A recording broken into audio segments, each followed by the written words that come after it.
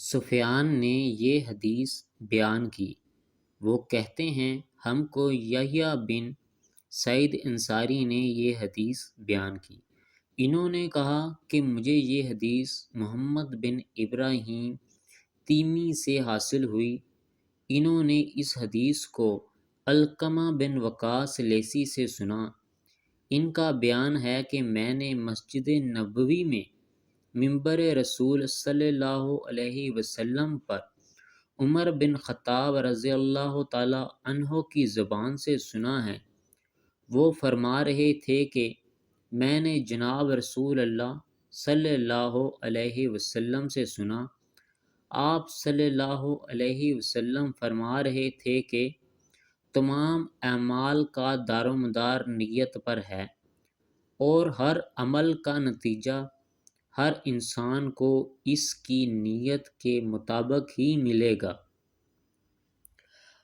پس جس کی ہجرت ترک وطن دولت دنیا حاصل کرنے کے لیے ہو یا کسی عورت سے شادی کی غرض ہو، اس کی ہجرت انہی چیزوں کے لیے ہوگی جن کی حاصل کرنے کی نیت سے اس نے ہجرت کی ہے۔ ایک دن ایک آدمی نے نبی کریم صلی اللہ علیہ وسلم سے پوچھا کہ کون سا اسلام بہتر ہے؟ فرمایا کہ تم کھانا کھلاؤ، اور جس کو پہچانو اس کو بھی، اور جس کو نہ پہچانو اس کو بھی، الغرض سب کو سلام کرو۔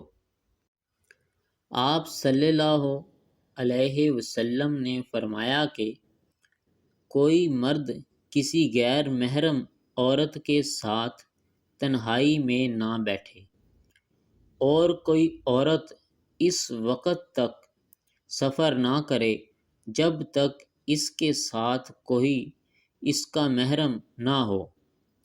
اتنے میں ایک صحابی کھڑے ہوئے اور عرض کیا، یا رسول اللہ، میں نے فلاں جہاد میں اپنا نام لکھوا دیا ہے، اور ادھر میری بیوی حج کے لیے جا رہی ہیں۔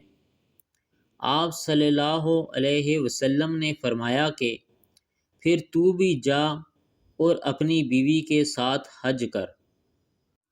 انس بن مالک رضی اللہ تعالی عنہ کہتے ہیں ایک بوڑھا آیا، وہ نبی اکرم صلی اللہ علیہ وسلم سے ملنا چاہتا تھا۔ لوگوں نے اسے راستہ دینے میں دیر کی تو نبی اکرم صلی اللہ علیہ وسلم نے فرمایا، وہ شخص ہم میں سے نہیں جو ہمارے چھوٹوں پر مہربانی نہ کرے اور ہمارے بڑوں کی عزت نہ کرے۔